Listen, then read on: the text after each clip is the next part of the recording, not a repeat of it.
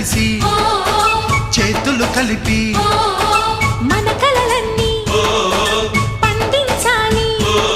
ఒక చోట పుట్టని కోడళ్ళు అయ్యారు అమ్మకే కూతుళ్ళు. త్వరలోని ముద్దుగా పుడతారు ఈ తాత పోలికల మనవళ్ళు. ఈ సంతోషాలు సరదాలే మా పండుగలు.